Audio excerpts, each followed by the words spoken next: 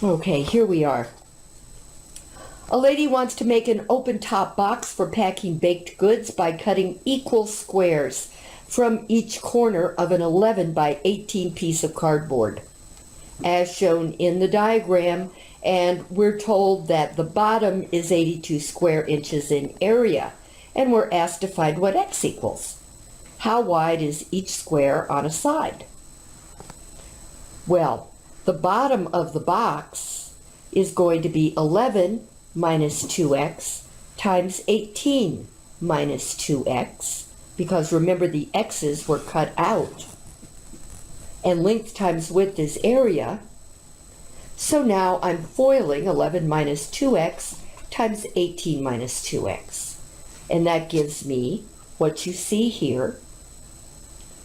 And so writing in proper descending order, I'll have 4x squared minus 58x plus 198 minus 82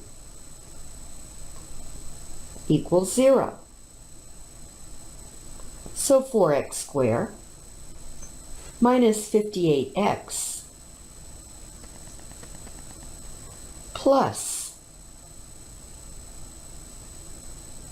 116 equals 0. Now 2 will go into each of these, 4 unfortunately won't, so I'm going to divide through by 2 just to make the numbers smaller.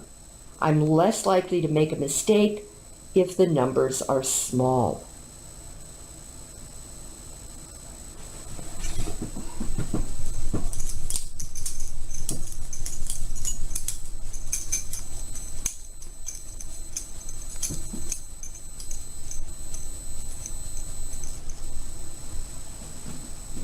All right, this time I'm going to use the quadratic formula. If I had a lot of energy and a lot of time, I'd try different things to see if this is factorable. And it probably is factorable. Oh, actually, as I recall, it's not factorable. We're going to have to get a decimal approximation. So here's the quadratic formula. X equals negative b plus or minus the square root of b squared minus 4ac all over 2a.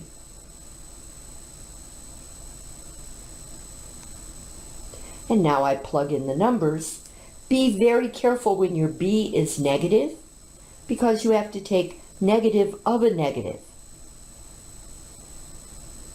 And always keep your negative b, here it's negative 29, always keep, if b is a negative number, make sure you keep it in parentheses.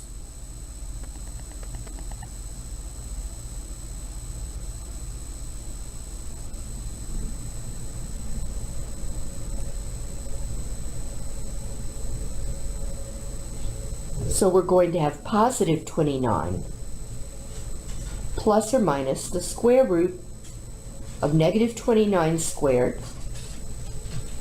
which is 841, and we're going to subtract 4 times 2 times 58, which is 464, all over 4.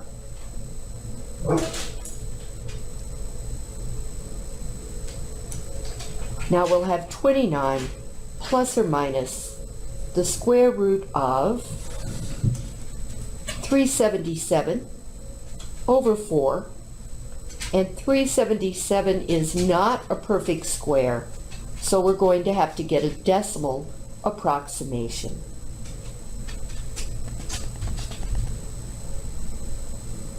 Now, the instructions say if you get a decimal approximation, go to 3 decimal places, but I don't round to 3 decimal places until the very end. That cuts down on my error.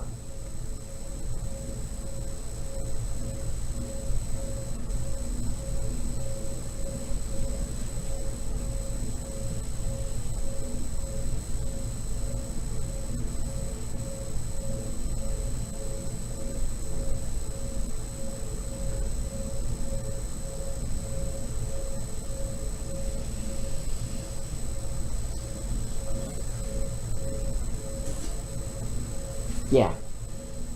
This makes no sense. Remember that one side, even to begin with, was 11 inches long. You can't possibly have a square cut out of it that's 12 inches on a side.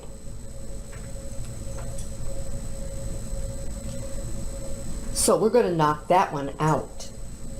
And instead, we'll end up using the other one, the 29 minus 19.4164878 over 4. And what we discover with a trusty calculator